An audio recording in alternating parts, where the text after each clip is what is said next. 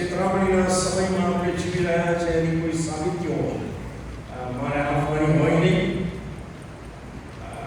મારા પર એવા મેસેજ આવે કે તમે પ્રતિકરણ ચાલુ કેમ નથી કરતા?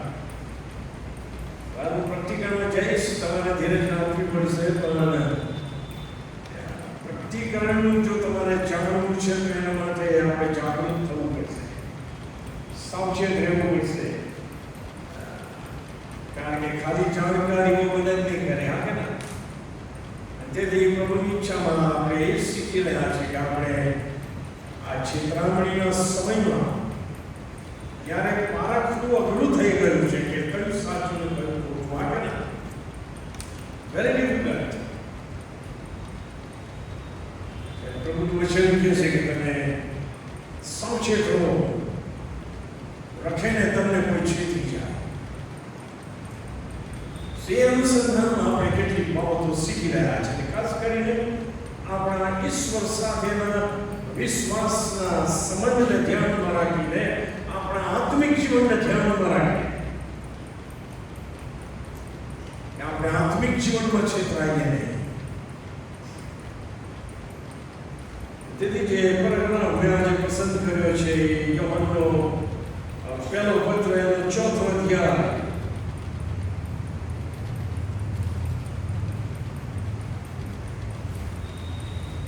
પહેલો યોહાનનો 4થો અધ્યાય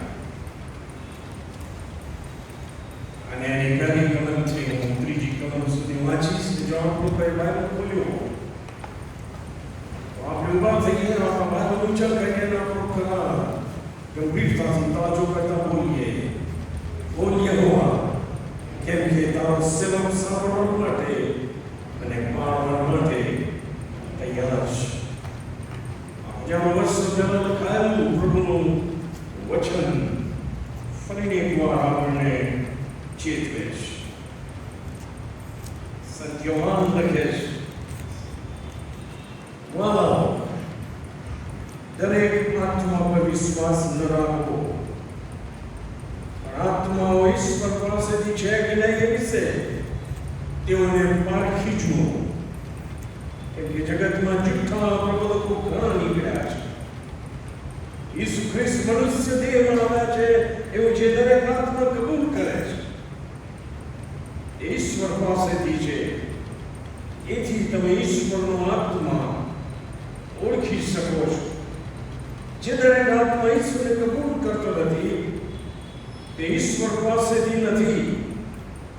અને ખ્રિસ્ત વિરોધીના જે આત્મા વિશે તમે સાંભળ્યું કે તે આવે છે, તે એ જ છે અને તે હમણાં પણ જગતમાં છે, જગતમાં સક્રિય છે.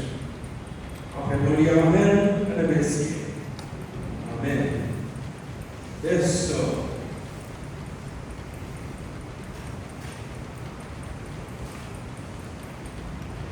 જે શિક્ષણ આપણને મળે છે, આપણે જે વાંચીએ છીએ, જે સાંભળીએ છીએ, એ ઘણીવાર જે એનું ગૌસ્થાન છે, જો આપણે એને મિસ કરીએ છીએ તો છેતરાઈ જઈએ એવી પૂરી શક્યતા છે.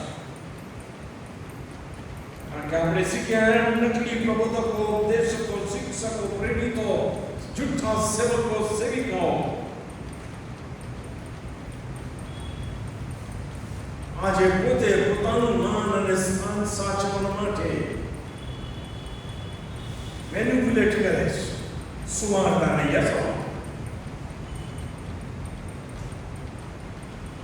બાઇબલ આ લોકોને ખ્રિસ્ત વિરોધીઓ કહે છે કે જે ફોરરનર્સ છે, જે અસલી ખ્રિસ્ત વિરોધી આવનાર છે, જે એન્ટિક્રાઇસ્ટ આવનાર છે, પ્રતિકરણમાં લખ્યું છે પ્રમાણે એના ફોરરનર્સ. હવે યોહાન બાપ્તિસ્મા કરનારને પ્રભુ ઈસુ ખ્રિસ્તના આગમનનો ફોરરનર કહેવામાં આવતો હતો, છડી પુકારનાર. યસો, સો જે એન્ટિક્રાઇસ્ટ આવનાર છે એના માટે જે ફોરરનર્સ છે એ આ છેતરનારા લોકો છે. યસો, બાઇબલ કહે છે હું નહીં, ત્યાં ફોરરનર્સ અને એ લોકો પણ મેં કહ્યું કે એમાં બાઇબલનો જ ઉપયોગ કરે છે, પણ એને કાં તો ખોટી રીતે ઇન્ટરપ્રિટ કરે છે, કાં તો બાઇબલના સત્યને એ લોકો ટ્વિસ્ટ કરે છે, છેડી નાખે છે અને પોતાની વાતો રજૂ કરે છે.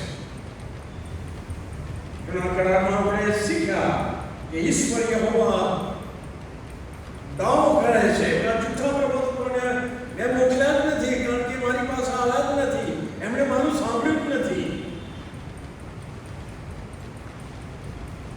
આ લોકો છેતરી જાય છે, કારણ કે ઉપયોગ બાઇબલનો કરે છે, નામ ઈશ્વરનું લે છે અને પ્રભુ ઈસુ ખ્રિસ્તના નામે પણ ઘણું કરે છે.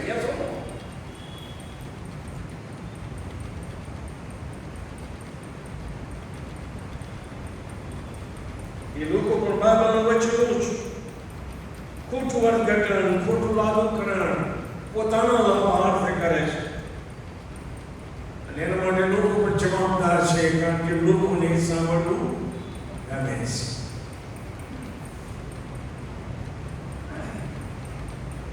પોતે પાપમાં જીવતો અને કોઈ સેવકાઈ મને કંઈક સબક ગઈ પ્રાર્થના કરાવ સત્ય હો જાયગા ના,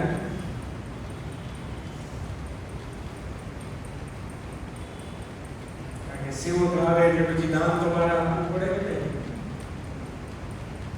so it goes on like that. પણ એ સેવકે મને કેવું છે તમારો સજી કે તમારું દાન કરતા મને તમારા આત્માની વધારે ચિંતા છે. આ અગત્યનું છે. કેવી રીતે આપણે સાવધ રહી શકીએ? પ્રભુ ઈસુ ખ્રિસ્તે વારંવાર કીધું છે. ગયા વખતે મેં જાતના સેવકોએ બાઇબલમાં જે સાવધ રહેવા માટે, સાવચેત રહેવા માટે, બી અલર્ટ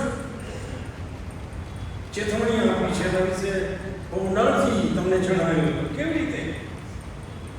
કેવી રીતે જાણી શકાય કે અસલી કોણ છે અને નકલી કોણ છે? 4-5 વાત હું આપને જણાવીશ. પહેલું જે પેરેગ્રાફ મેં વાંચ્યો એમાં પ્રભુનો સેવક કહે છે, વાલાઓ, દરેક આત્મા પર વિશ્વાસ ન રાખો, પણ આત્માઓ ઈશ્વર પાસેથી છે કે નહીં એ વિશે તેઓને પારખી જુઓ. તમે કહેશો કે અહીંયા તો સેવકનું નામ નથી, એમાં આત્માઓ કયા છે, સ્પિરિટ કયા છે. પણ એ સેવકો અને સેવિકાઓમાં કયો આત્મા સક્રિય છે એની પારખ કરો. યસ, એ જૂઠનો આત્મા છે, એ ઈર્ષાનો આત્મા છે, એ અદેખાઈનો આત્મા છે, એ બળવાખોરનો આત્મા છે, એ બદલો લેવાનો આત્મા છે. કયો આત્મા? આ બધા દુષ્ટ આત્માઓ સક્રિય છે. આવે ને, સ્વાર્થનો આત્મા છે. પ્રભુનો સેવક એ કહે છે કે વલાઓ, દરેક આત્મા પર વિશ્વાસ ન રાખો, આત્માઓ ઈશ્વર પાસેથી છે કે નહીં એ વિશે તેઓને પારખી જુઓ.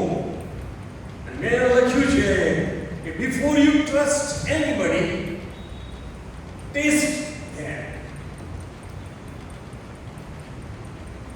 તમે કોઈના ઉપર ટ્રસ્ટ મૂકો એના પહેલા ટેસ્ટ લો એનો. યસ ઓ નો?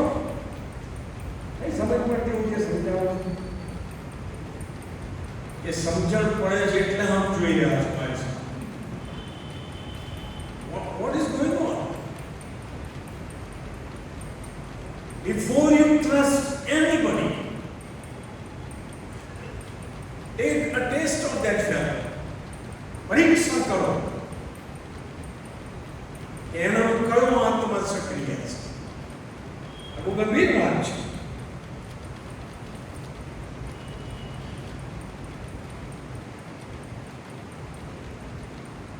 તમે જો આપણા વિશ્વાસની પરીક્ષા થાય છે એવું આપણે કહીએ છીએ, આપણા વિશ્વાસની કસોટી થાય છે એવું આપણે કહીએ છીએ, કાં તો ઈશ્વર આપણી પરીક્ષા લે છે વિશ્વાસની સારા હેતુથી કે આપણે પરીક્ષામાં પાસ થઈને આત્મિક જીવનમાં વધારે દ્રઢ થઈએ, જેમ ઉત્પત્તિ 22માં ઇબ્રાહીમની પરીક્ષા એ હોય કરીએ.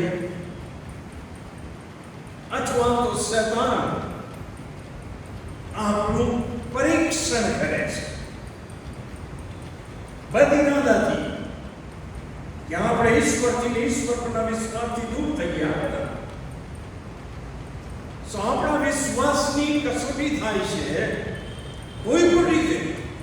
તો સંત પીતર કહે છે કે વિશ્વાસની કસોટી એ અતિ મૂલ્યવાન સોનું જેને આગમાં પરખવામાં આવે છે, આગમાં જેની કસોટી કરવામાં આવે છે, એના કરતા તમારા વિશ્વાસની કસોટી વધારે મૂલ્યવાન છે.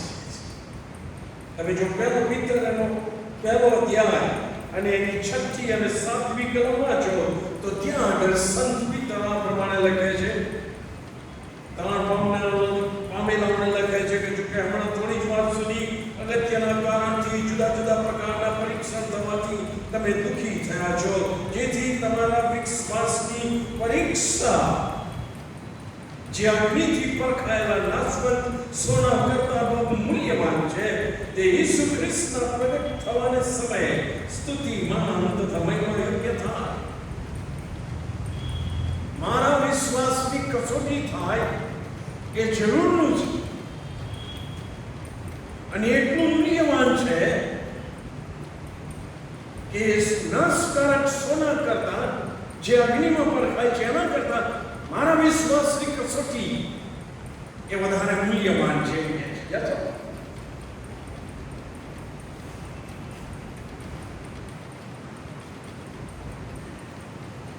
તો પ્રભુનું વચન એ પણ કહે છે કે કોઈની ઉપર એમને વિશ્વાસ મૂકી ના કરો, એમની પર ઘસગડી કરો, છેતરાવું ના હોય તો. યસ,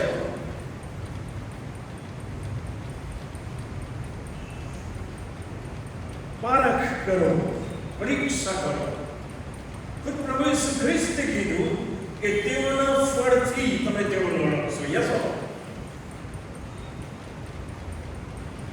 અને ફળ આવતા ઘણી વાર વાર લાગે છે.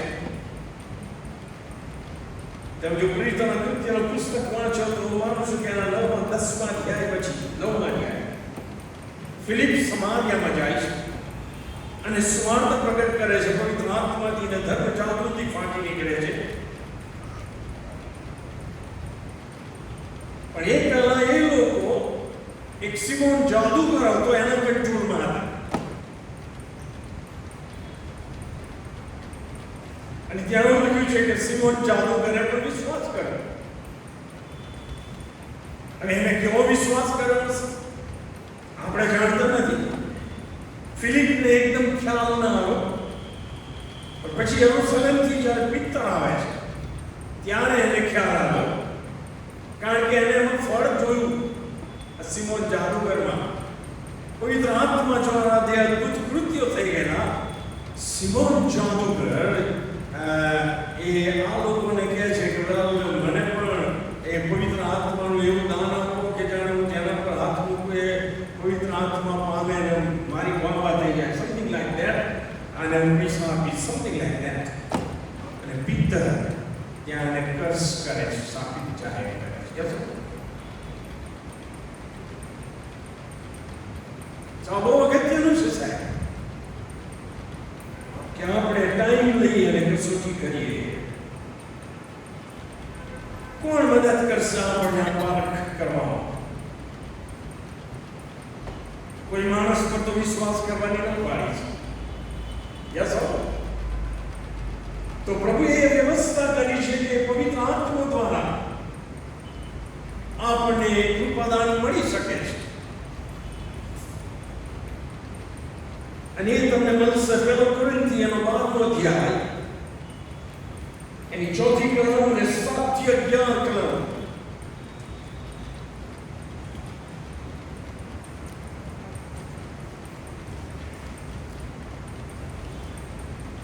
આ પવિત્ર આત્માના કૃપાદાનોની વાત કરે છે અને કહે છે 4મી કલમમાં, હવે કૃપાદાનો અનેક પ્રકારના છે તો પણ આત્મા એકનો એક. Now there are varieties of gifts, but the same Spirit. શા માટે કૃપાદાન? 7મી કલમમાં લખ્યું છે પણ આત્માનું પ્રતિકરણ દરેકને સામાન્ય હિતને માટે આપવામાં આવ્યું છે. But to each one is given the manifestation of the Spirit for the common good. જો હું એમ કહું કે મારી પાસે પવિત્ર આત્માનું કૃપાદાન છે, એ મારા ભલા માટે નથી, એ કોમન ગુડ માટે છે, જેનાથી મંડળી આશીર્વાદિત થાય. યસો સ્પષ્ટ લખ્યું છે અહીંયા. પછી કૃપાદાનો વિવિધ પ્રકારના છે, કેમ કે કોઈને આત્માથી જ્ઞાનની વાત આપવામાં આવેલી છે, કોઈને એ જ આત્માથી વિદ્યાની, કોઈને એ જ આત્મા વડે વિશ્વાસ, કોઈને એ જ આત્મા વડે સાજા કરવાના કૃપાદાન, કોઈને ચમત્કાર કરવાનું દાન, કોઈને પ્રબોધ કરવાનું દાન, અને પછી લખ્યું છે કોઈને આત્માઓની પરીક્ષા કરવાનું. To another the ability to distinguish between the spirits. અને આપણે જે દાન પામેલા છે પ્રભુનો પવિત્ર આત્મા આપણામાં વહેવાવામાં આવે છે. યથાર્થ ઈશ્વરનો પ્રેમ, ઈશ્વરની કૃપા, રૂમી 5:5 પ્રમાણે. અને આ બિલીવ કે જ્યારે આપણને જરૂર પડે આપણે પ્રભુના આત્માની સહાય લઈને, જેને મારક શક્તિનો આત્મા કહેવાય, એ દ્વારા સામેવાળી વ્યક્તિને પારખી શકીએ. જાગે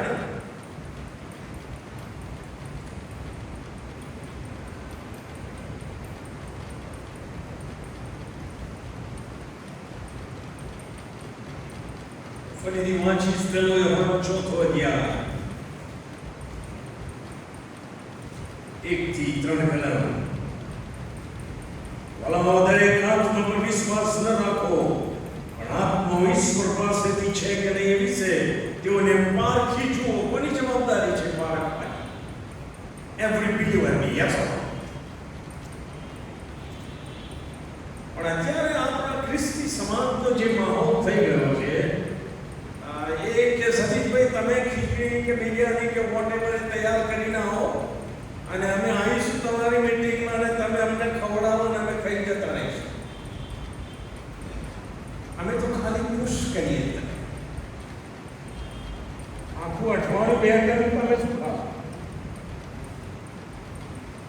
સી આપણે પ્રોબ્લેમ શું છે? આપણે ડિપેન્ડન્ટ થઈ ગયા છે બિલીવરો કે કોઈક શીખવે આપણને. યસ. અહીંયા કહે છે કે ના, તમે પારખો.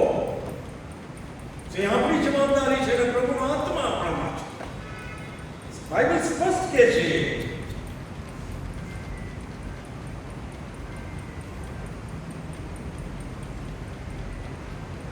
અને જે એસિડ ટેસ્ટ છે એ આપવામાં આવ્યો છે.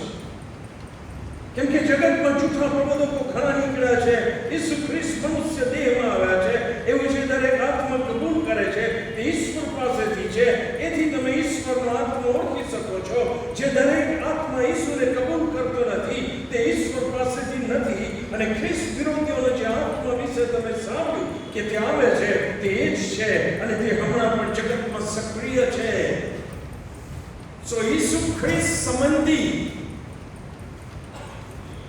શીખવનાર શું શીખવે છે? એસિડ ટેસ્ટ છે. યસ. અરે બોલો ના. જે ઈસુ ખ્રિસ્તનો નકાર કરે છે કે મોથી નહીં, જીવનથી.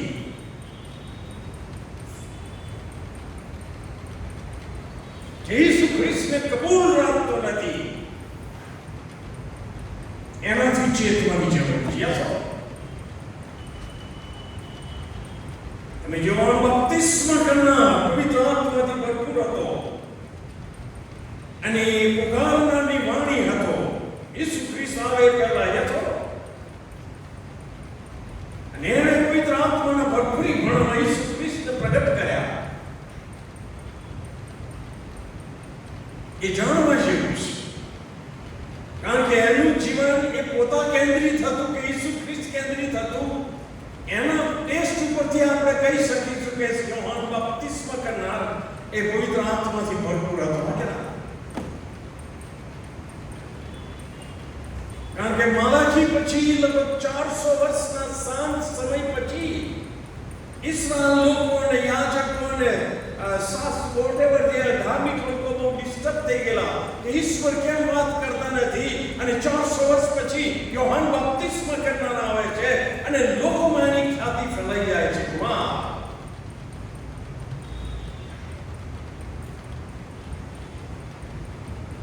કારણ કે યોહાન બાપ્તિસ્મા કરનારા ઈસુ ખ્રિસ્ત પ્રગટ કરનારો હતો. એને જ્યારે પૂછ્યું કે શું તું ખ્રિસ્ત છે કે હું નહીં, મારી પાછળ જે આવે છે અને એના ચપ્પલની દોરી છોડવા માટે હું નાલાયક છું, અને એને જ પેલું સ્ટેટમેન્ટ આપ્યું છે એ વધતા જાય અને હું ઘટતો છું. જો પારખ કરવી હોય ને તો કોણ કોને ઊંચા કરે છે એ તમારે જોવું. અરે બોલો ના,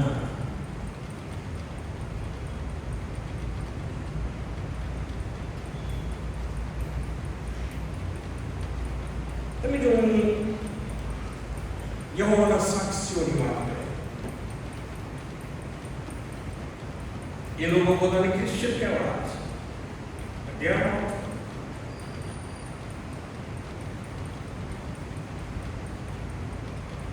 કારણ કે યહોવાના સાક્ષીઓ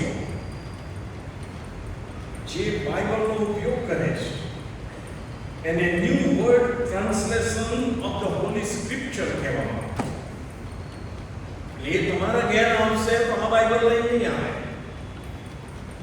એનું બાઇબલ લઈને આવશે કે જેમાં અમુક કલમો ઇધર ઉધર કરેલી છે. સાંભળજો,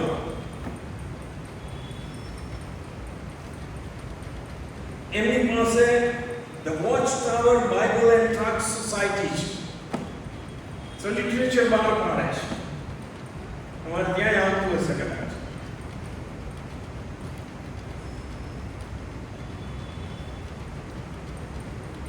એ જે બાઇબલ ઉપયોગ કરે છે એનો નવા કરારનો જે ભાગ છે એ 1950માં પબ્લિશ થયો, અને આખું જે એમનું બાઇબલ જે યુઝ કરે છે એ 1961માં બહાર પડ્યું.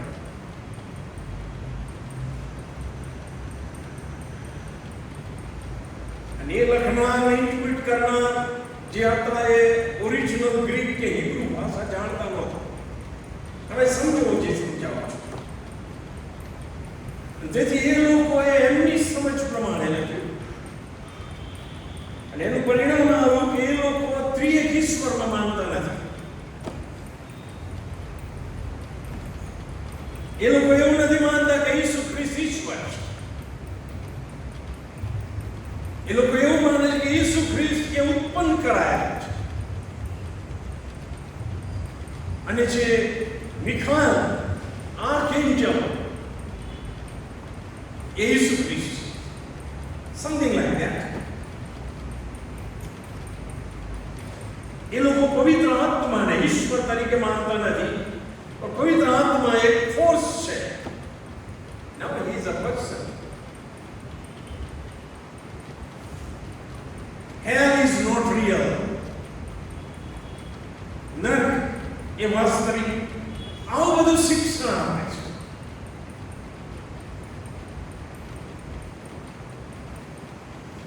અને એ મારા કરતા વધારે તમને પાયસ લાગશે, પવિત્ર અથવા ગંભીર લાગશે. સ્ટે અવે.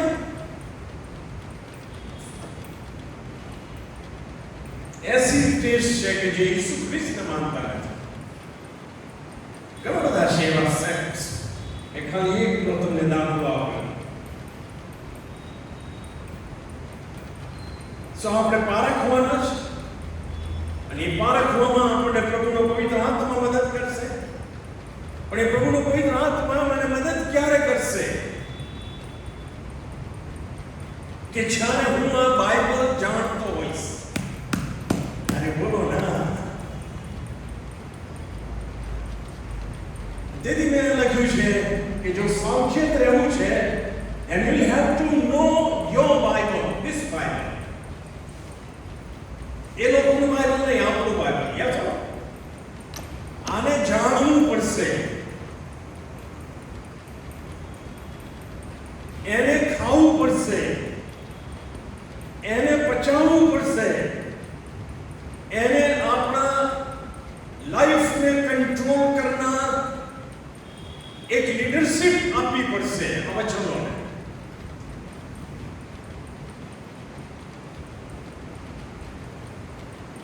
કે જે આપણે બહુ ઓછું કરીએ છીએ, કરીએ તમે અમારા ઉપર જ આધાર રાખો છો કે સતીશભાઈ આ કહે છે ને પ્રેક્ટિકલ, તો વાંચો ને તમે. પ્રાર્થના કરીને વાંચો કે પ્રભુ તમારા આત્મા દ્વારા લખાયેલું છે, મને સમજ આપો. યસ, ના સમજ પડે ડોન્ટ વરી, બધું જ સમજાશે એવું નથી, પણ જે સમજ પડે એવું તો સમજીએ ને. So know your Bible. એ ઉકાની પાસે શબ્દો મૂક્યા, ગીત એટલા માટે ગવડાયો, ગીત શાસ્ત્ર એક પર આધારિત. કારણ કે આપણે શું બિલીવરો કહે છે કે ના, હું તો સ્ટોરી સલાહ પ્રમાણે ચાલતો નથી, હું બહુ સારો છું, હું પાપીઓના માર્ગમાં ઊભો રહ્યો નથી, હું બહુ સારો છું, હું નિંદાખોરોની સાથે બેસતો નથી, હું બહુ સારો છું. એટલે પણ આગળ શું લખ્યું છે? પણ યહોવાના નિયમ શાસ્ત્રથી તે હર્ષ પામે છે અને રાત દિવસ તે તેના નિયમ શાસ્ત્રનું કરીએ છે.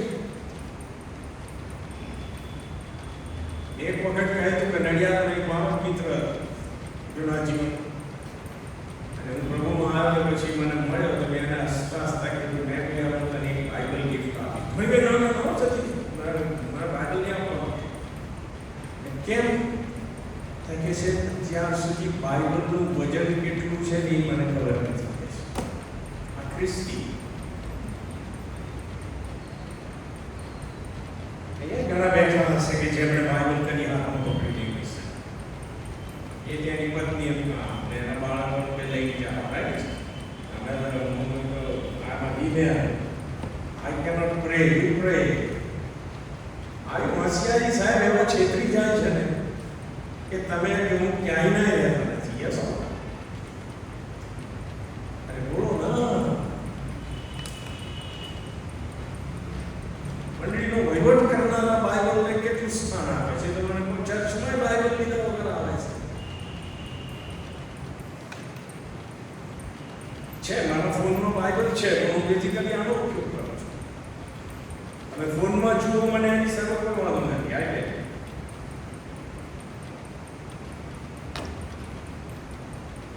Know your Bible. તો તમે હું સાવચેત રહી શકીશું. શૈતાને જ્યારે ઈસુ ખ્રિસ્તને છેતરવાની કોશિશ કરી, જેને આપણે પરીક્ષણ કહીએ, 3 પરીક્ષણ. 3 વખત ઈસુ ખ્રિસ્તે કોનો ઉપયોગ કર્યો? શાસ્ત્ર. યસ, જો ઈસુ ખ્રિસ્તને પોતે છેતરાઈ ના જાય માટે શાસ્ત્રની જાણકારી અને શાસ્ત્રની જાણકારીનો ઉપયોગ કરવાની જરૂર પડી, તો તમે હું કહ્યું કયા ઝાડનું?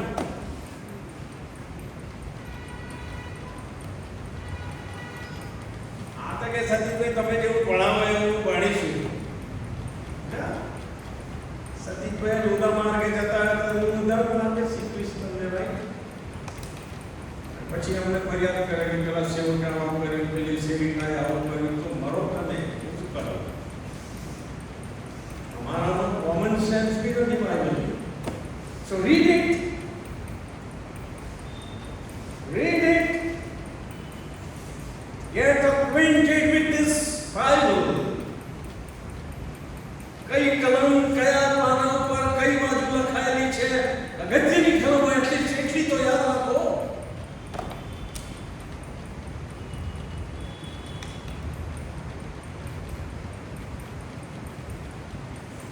તો આજથી તમારું લાઈફસ્ટાઈલ બદલાવવું જોઈએ ઈશ્વરના વચનો સમજીએ તો. Read it. You have to have your personal Bible તમારું વ્યક્તિગત બાઇબલ હોવું જોઈએ સાહેબ.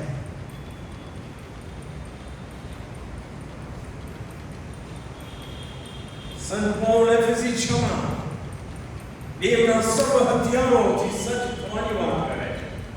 એ માટે કે તમે સતાની કુયુક્તિઓની સામે દ્રઢ ઊભા રહી શકો. એમાં બધા જ હથિયારો એ ડિફેન્સિવ છે,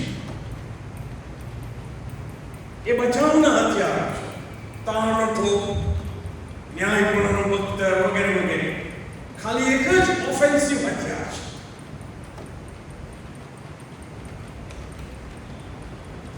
દેવનું વચન જે આત્માની તલવાર છે. ઘણાની પાસે છે જ નહીં તલવાર, ઘણાની પાસે છે પણ ધાર ચડાયેલી નથી. શણગારેલી તો હશે, સારામાં સારું કવર ચડાવ્યું હશે, whatever. It's not going to help you. You must know. You have to have આત્માની તલવાર. Yes. ઈશ્વરના વચનો શૈતાનને પાછો પાડે છે. કારણ કે બાઇબલ કહે છે, યાકૂબે કહ્યું છે, હું માનું છું કે શૈતાન પણ ઈશ્વરના વચનો જાણે છે અને કાપે છે. આપણે તો જાણતા નથી ને કાપતા નથી. દફન ક્રિયામાં મારી સાહેબ બધું સારું સારું બોલશે એટલે મને ત્યાં અંદર જવા દેશે.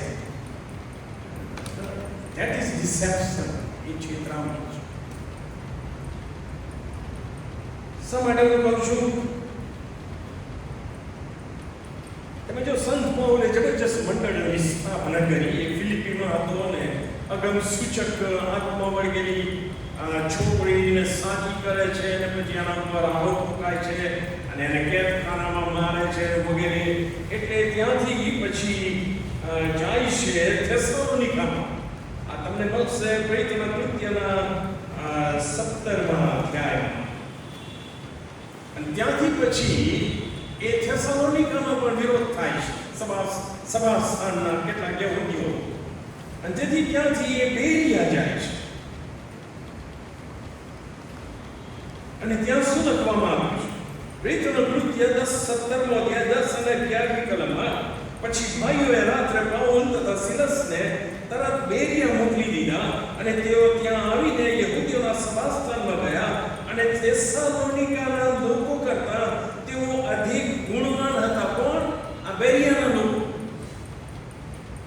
કેમ કે તેઓ પૂરેપૂરા મનથી સુવાર્તાનો અંગીકાર કરીને એ વાતો એમ જ છે કે નહીં એ વિશે નિત્ય ધર્મશાસ્ત્રનું શોધન કરતા. વાહ!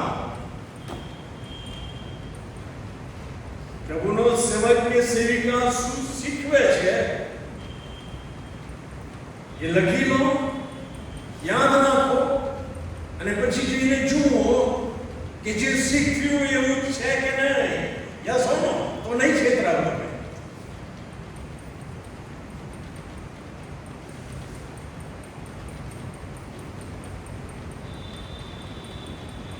પારખ કરીએ, પવિત્ર આત્માની સહાય મેળવીએ, પ્રભુના વચનોથી ખૂબ માહિતગાર થઈએ,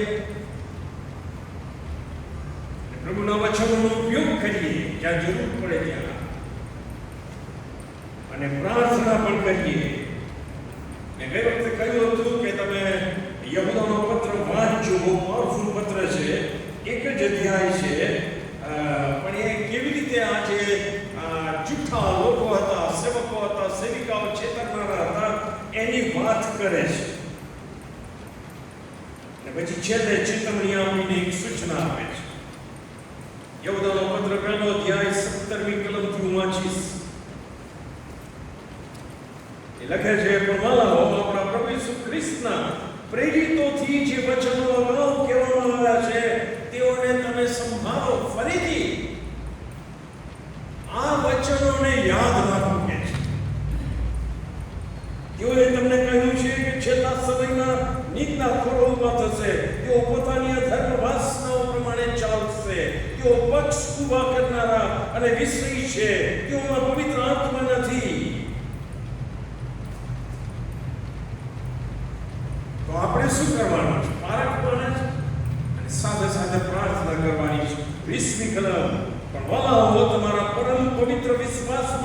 વધતા જઈને પવિત્ર આત્મામાં પ્રાર્થના કરીએ. કેવું છે તમારું ને મારું પ્રાર્થનાનું જીવન?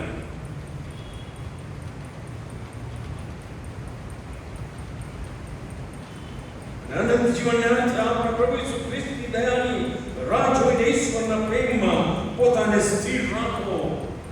છેતરનારામાં હોલ છે, પણ જો આપણે પોતાને જાગૃત રાખીશું પ્રભુના વચનોના અનુસંધાનમાં, પવિત્ર આત્માની સહાયના અનુસંધાનમાં, પ્રાર્થનાના અનુસંધાનમાં, તો આપણે છેતરાઈશું નહીં. એ વર્તાય.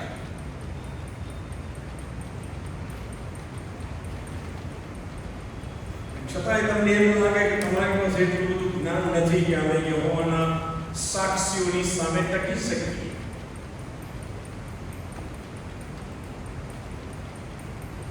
કારણ કે એ લોકો 15, 20, 25 કલમોથી એટલા માહિતગાર છે કે કડકડાટ બોલશે, તમે આમ ભાગાની જેમ એની આવું જોઈ રહેશો અને તમને એવું લાગશે કે સારું મને તો કશું આવડતું નહીં અને અમારા પાદરી સાહેબને આટલું બધું તો નથી આવડતું, તો આ તો બહુ જાણકાર છે. એટલે એક જૂઠો માહોલ ઉભો થશે. યસ.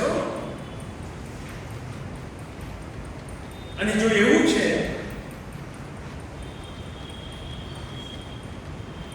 તો પછી એમને ઘરમાં ઘૂસવાના.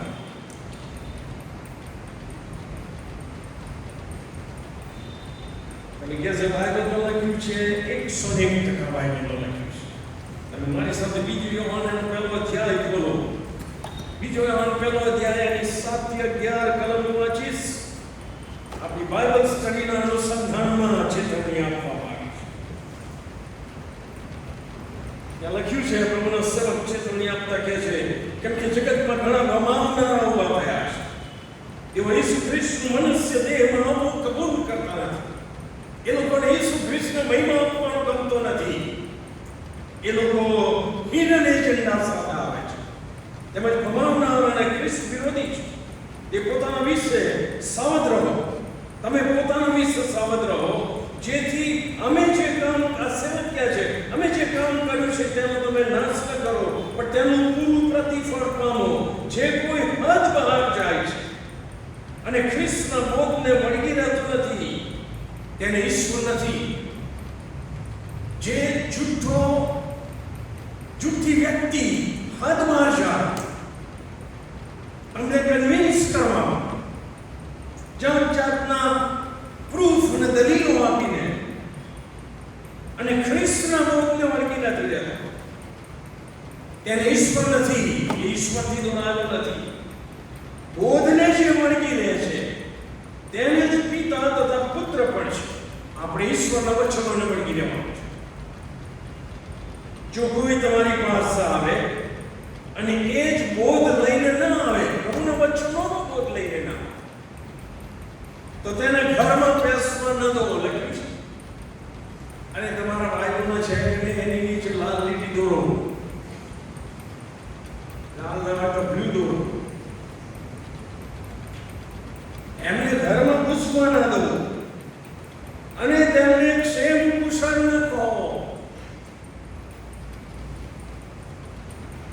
જે પ્રભુનું વચન મને એમ કહે છે કે તમારા દુશ્મનો ઉપર પ્રેમ કરો, એ પ્રભુનું વચન મને કહે છે કે આવા જુઠ્ઠાઓને ઘરમાં બેસવા ના દો, એમને ગુડ મોર્નિંગ પણ ના કરો, એમની જોડે સેકન્ડ પણ ના કરો. કેમ કે જે તેને ક્ષેમ કુશળ કહે છે તે તેના દુષ્કર્મનો ભાગીદાર થાય છે.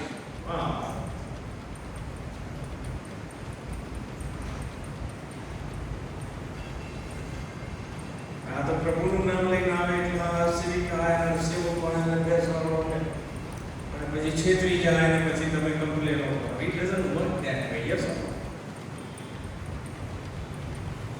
હવે એક જ સોલ્યુશન છે. ચાર પણ ટાઈમ મળે અને ટાઈમ કાઢો આને વાંચો અને આનાથી એક્વેન્ટેડ એટલું વંચાય જેટલું સમજાય વાંચો.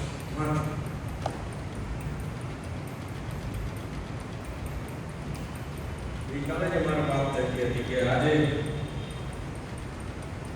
ફિલ્મી એક્ટરોના નામ આપણને ખબર છે, ફૂટબોલ મેસીનું નામ ખબર છે, રોનાલ્ડોનું નામ ખબર છે, અત્યારે ફીફા ચાલી રહ્યું છે. એક માણસને હઝરત કોણ છે ખબર નથી, દાનિયેલ કોણ છે ખબર, કોણ રિસ્પોન્સિબલ છે? પાદરી સાહેબ ના જો,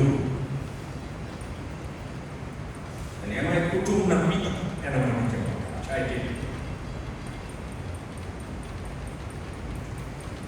જવાબ પ્રભુ બચાવ્યા આપણને છેતરામણીના જમાનામાં આગળ જેથી આપણે પ્રભુમાં વૃદ્ધિ પામતા છીએ. પ્રાર્થના કરીએ.